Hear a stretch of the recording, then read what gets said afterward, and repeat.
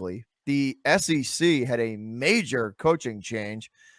Huge. Ed Orgeron is out at LSU, and they have their new head coach. Now, this situation's really interesting because Notre Dame is really good this year, like really good, and they're playing like in a bowl game. Like they're going to be playing in not only in a bowl game, but a major bowl game. In one of the top 10 bowl game, one of the top bowl games. They will be playing in one of the top bowl games, right? Huge. And LSU, their season's basically over. So they basically went to Brian Kelly and was like, "Hey man, how do you feel about coming down south and getting out of that cold weather up north there and coaching for LSU?" And he went, "Man, why not? Sure." But I think there's way more to it than just that for the negotiations. I want to hear your thoughts on it first, and then I'll tell you what I think. What a lot of the major factor was why he left South Bend in such a hurry. So yeah, I definitely want to hear your side of it. What I will say about it is this: I don't blame Brian Kelly for one reason specifically, and I'm sure we'll talk about other reasons. But the one reason I wouldn't blame him is you can't hate the player, you have to hate the game. The NCAA is absolutely stupid. They're a bunch of morons. They don't understand anything about anything. They literally make rules that don't make sense to anybody. So this is what they did. They decided, hey guys, so you can recruit at the beginning of bowl season. So what does that do? The athletic directors are like, well, shoot, if I want a new coach, I have to have it at the beginning of bowl season. Because why? We have to recruit. Because recruiting starts at the beginning of bowl season. Therefore, if I want to get that high school kid that just finished his high school season and he's the best player, like Arch Manning or something like that, I have to recruit him right now. And that is ridiculous, because then you have Brian Kelly, like the NCAA just doesn't think about this. Then you have Brian Kelly leaving before his bowl game, just abandoning a bunch of kids and going to LSU. And can you blame Brian Kelly? If he didn't do that, he would miss out on 10 recruits? You can't do that. You lose for the next 3 years. So you have to do it.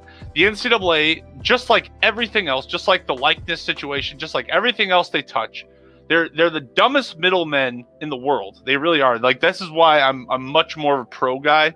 I like now I am a Hawkeye fan, full disclosure, but I prefer pro football and and pro basketball mainly because the NCAA, if it was more open, if it was more chill and relaxed, but the NCAA has a giant stick up their butt and they just do the dumbest stuff ever. Like this is just doesn't make any sense. Like the NFL and the NBA, they have off seasons for this. They're like, all right, well, this is the off season. If I was the NCAA, like, okay, the off season starts when the bowl season ends, February. So now you guys can recruit. Go. And if anyone recruits before then, you get punished. But the NCAA is too stupid for that. Instead, they punish you for making YouTube videos because they're a bunch of morons. They really are a bunch of old, dumb, I just want to backhand all these stupid.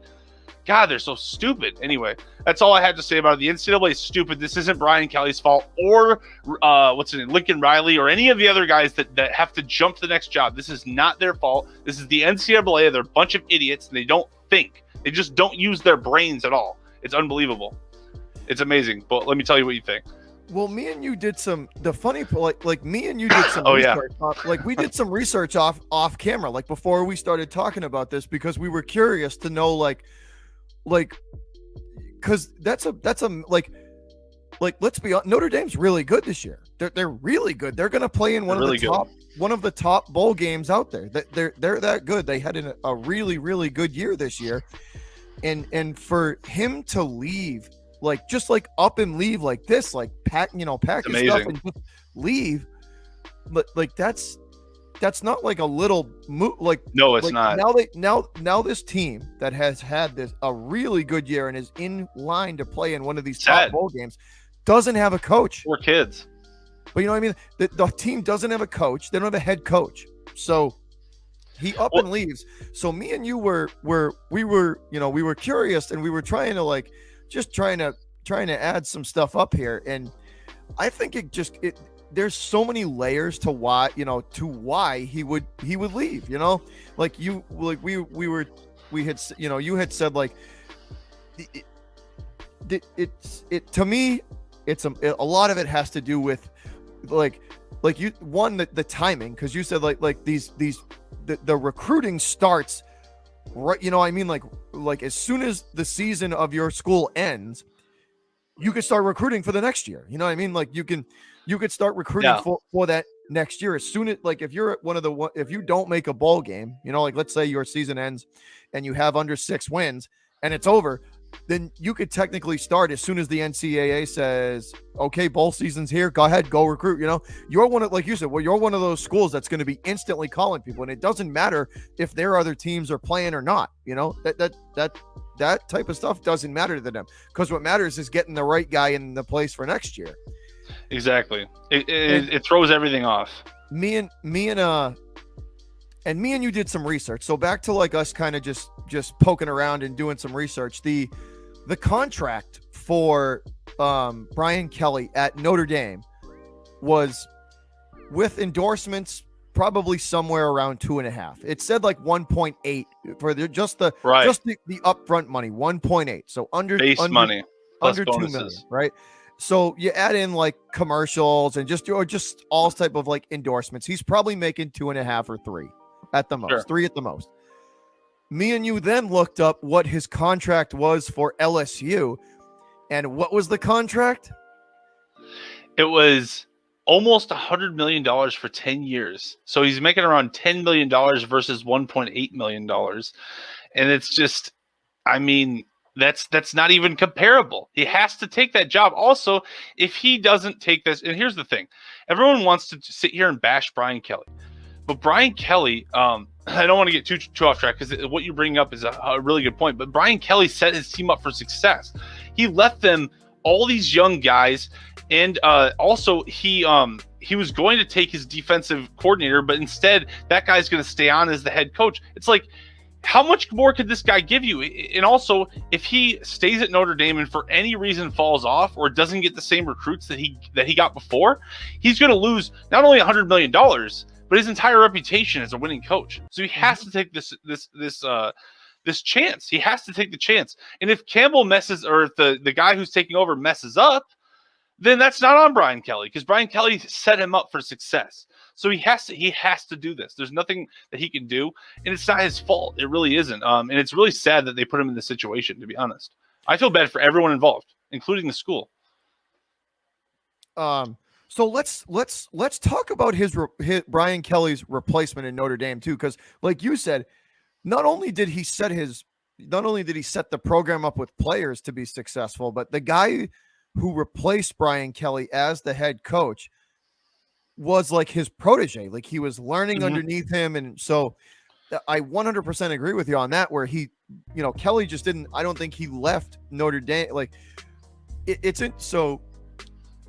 interesting because like you had said, like you had told me off camera that both sides had made out well. Both sides, or both. No, I believe you said both sides had played this well. So Explain what you mean by that. So Kelly actually wanted to bring Campbell. I forgot his first name. Forgive me for forgetting this. But this Campbell guy, this young guy, he's only 34 years old, 35, 34. He's a young guy. He's a defensive mind. And he was going to go with Kelly to LSU. That was the plan. But then Notre Dame said, whoa, wait. We'll give you the head coaching job. Come back.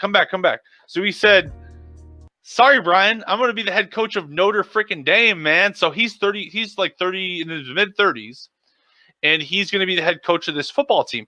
He has the next couple recruits already commits, and unless they decommit, which they have every right to do, and go to LSU, which would be very scummy of Brian Kelly to do. But if he did it, that's how it works, man. But that Campbell has every reason to be successful this year.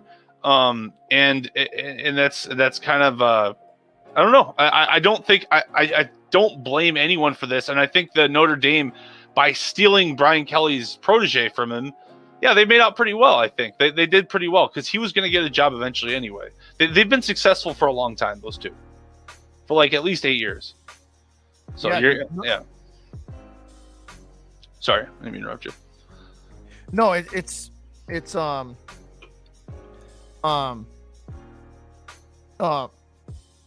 lost my train of thought here. It's definitely like you had said, both sides in that scenario played that perfectly because, Kelly was kind of like, well, I'm going to make a last second decision. Sorry, Notre Dame. Like, I'm sorry, guys. This is an opportunity that I cannot pass up. And then Notre Dame's kind of left, with their, they can keep their culture now with their schmenzer in their hand. Like, okay, well now what do we do? Because we don't have a head coach.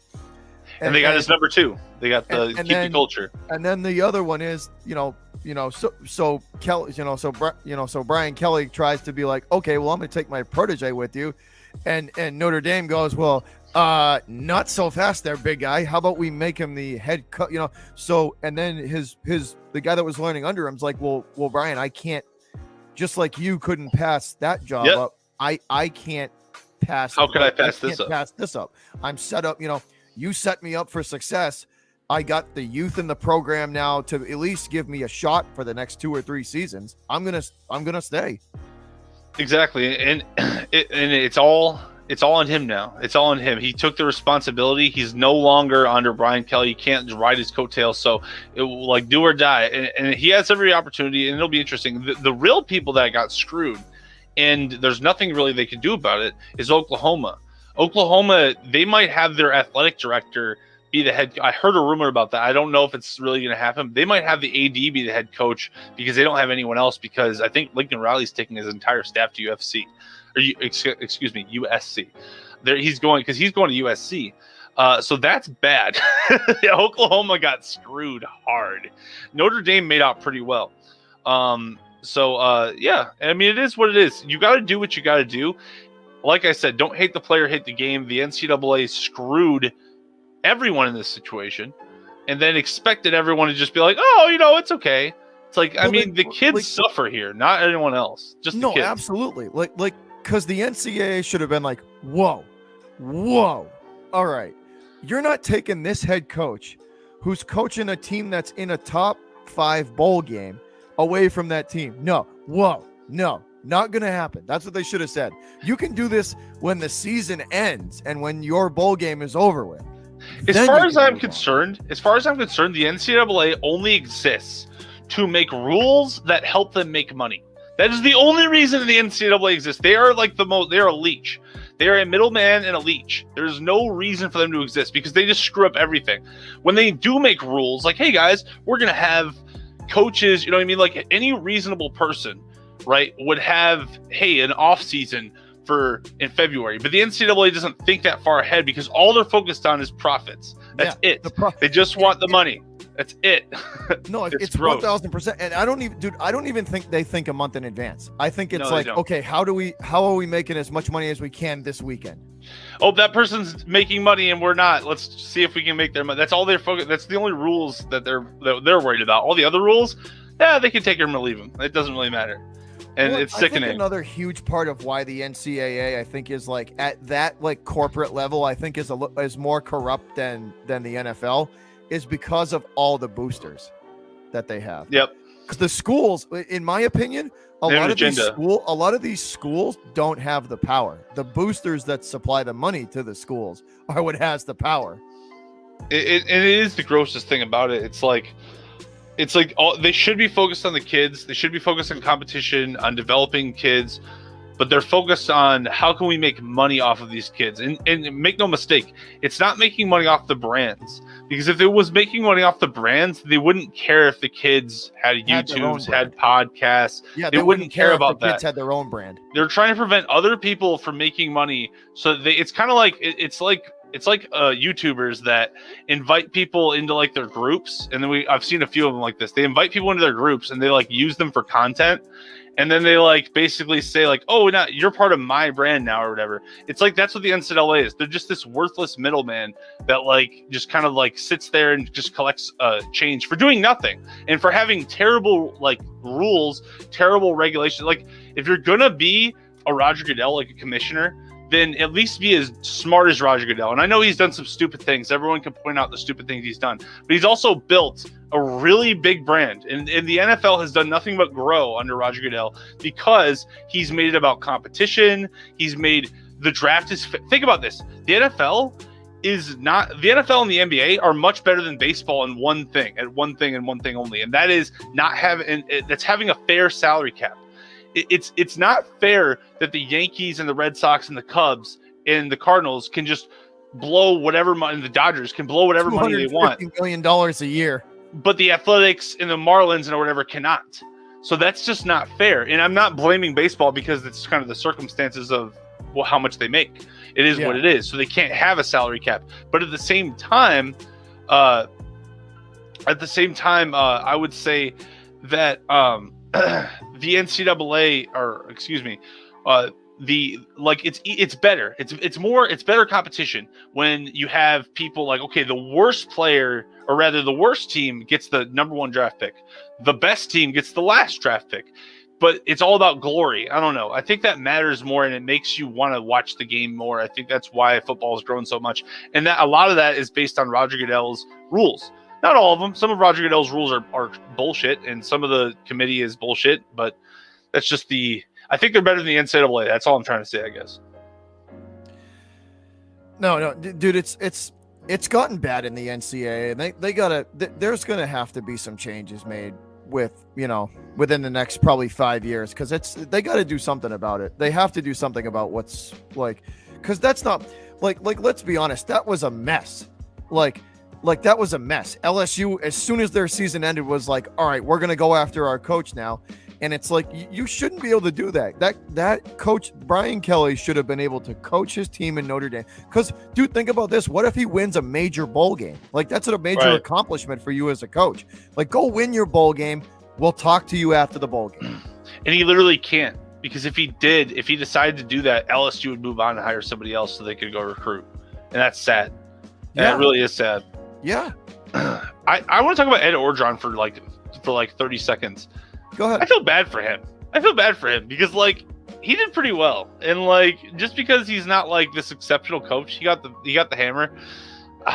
Yeah. Well, I don't know. I feel bad for him. A lot of Orgeron inherited a lot of that team. You know what I mean? He inherited a lot of that team. Yeah. So I think it was time to go, but I still feel bad for him. He loved the school. He kind of just what's up, Ray? Fun guy. What's up, man? What's up, Ray?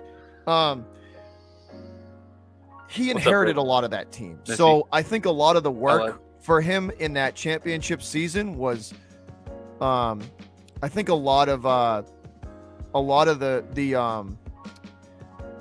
the work was done for him. The groundwork and the foundation was laid for him, and all those, you know what I mean? I think that's true, and I think LSU alone just gets good recruits for being LSU. Some wild number of those kids on that LSU team, I think it was 9 kids from 9 out of those 9. So 9 out of 22 out of the 11 offense and 11 defense from that LSU championship team got drafted into the NFL. 9. Well, I think we all know that Brian Kelly will be a better coach than Ed Orgeron. It's just, I think that Ed Orgeron had a lot. I think he was a good coach.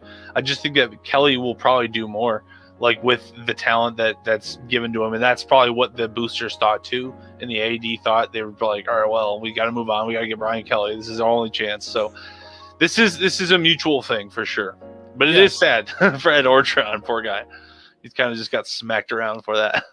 Well, it just goes to show, we all think that the NFL coaches are short-lived.